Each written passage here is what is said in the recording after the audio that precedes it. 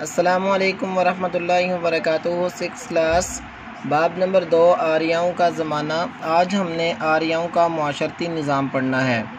آریائی لوگ مختلف قبائل میں تقسیم تھے، یعنی کوئی ایک قبیلہ نہیں تھا بلکہ بہت سارے قبیلے تھے، اور آریہ جو تھے ان قبائل میں بٹے ہوئے تھے۔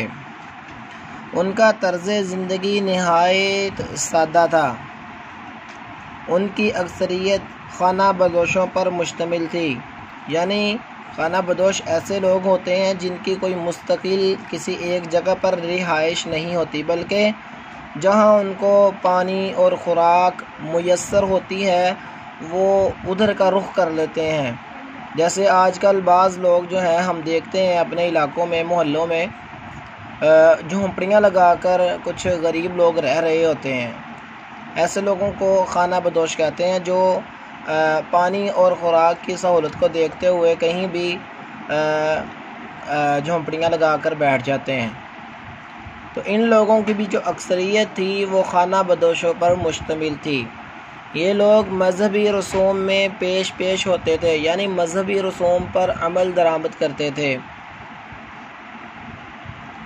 چھوٹے سے گاؤں میں چند خاندان رہتے تھے۔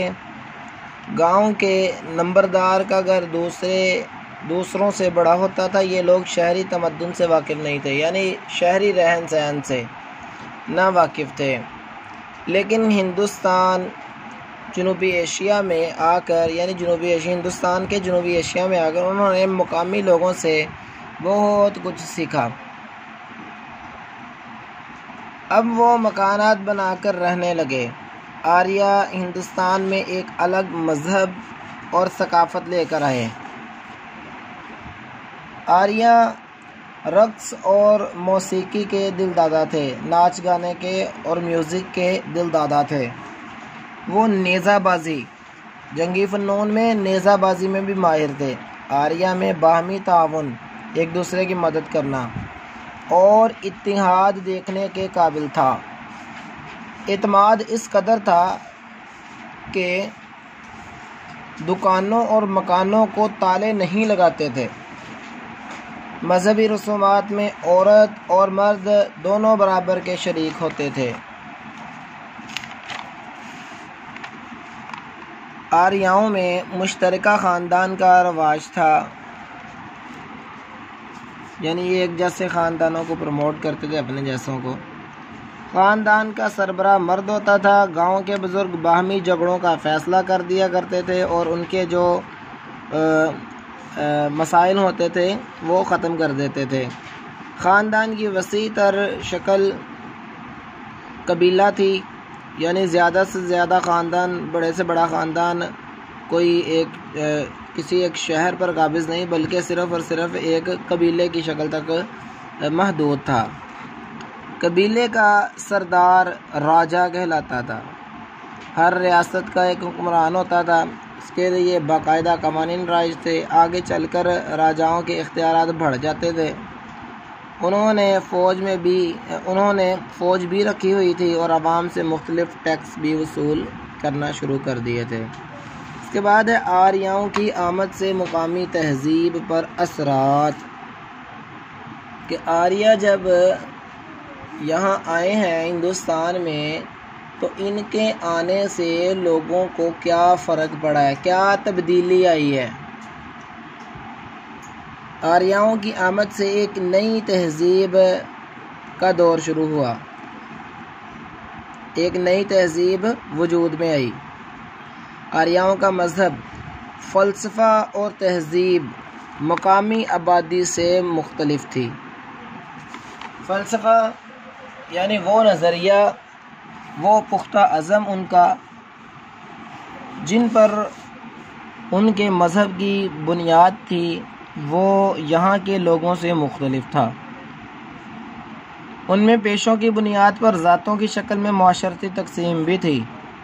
رفتہ رفتہ ہر پیشہ موروثی بن گیا، یعنی کہ جو کھیتی باڑی کرتا تھا وہ اس کے بعد آنے والا اس کا بیٹا اور پھر اس کا پوتا وہ کھیتی باڑی ہی کرنے لگا، اور جو برتن کا بنانے کا کام کرتا تھا دادا پھر باپ، پھر بیٹا، پھر آگے اس کا بیٹا، پھر پوتا وغیرہ.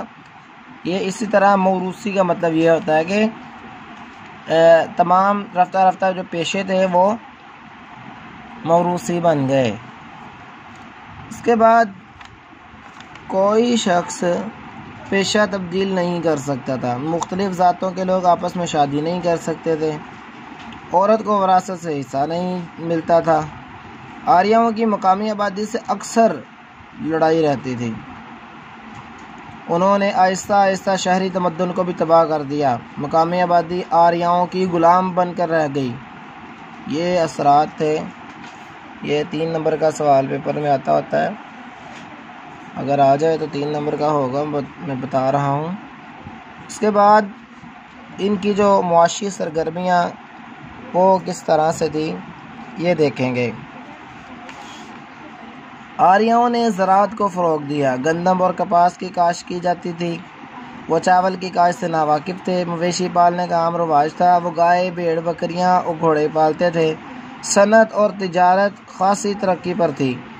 آریا بیل گاڑیاں، ہتھیار، کشتیاں اور رتھی بناتے تھے. وہ سونے اور چاندی کے زیورات بھی بناتے تھے. ہتھیاروں میں کمان، تیر، کلہاڑی اور تلواریں تیار کرتے تھے جو لوہے کی بنی ہوتی تھیں. عورتیں کپڑے اور چٹائیاں گھروں میں تیار کرتی تھیں. چمڑے کی رنگائی کا کام بھی کیا کرتی تھیں جو کہ دوسرے علاقوں کو پھر جو فالتو اشیاء دوسرے علاقوں کو برآمد کی جاتی تھی، یعنی جو اضافی ہوتا تھا. آریا شروع میں چیزوں کے بدلے چیزوں کا لین دین کرتے تھے. بعد ازاں مویشیوں کو بطور کرنسی استعمال کرنے لگے. پھر تانبے کے سکوں نے جگہ لے لی. اس وقت بینکوں کا تصور نہیں تھا، اس لیے جمع شدہ رقم کو زیر زمین دبایا جاتا تھا. شہروں میں کاریگروں کی بدولت دستکاریوں نے خوب ترقی کی. لکڑی، دھات، پتھر، چمڑے اور ہاتھی دانت کے ہنرمند اپنے فن میں ماہر تھے. وہ سوتی اور اونی کپڑا بھی بن لیتے تھے. وراثت میں زمین صرف بیٹوں کو ہی ملتی تھی، بیٹیوں کو نہیں ملتی تھی. اس کے بعد ان کے مذہبی عقائد کیا ہیں وہ انشاءاللہ ہم کل دیکھیں گے. آج کے لیے اتنا ہی. السلام علیکم.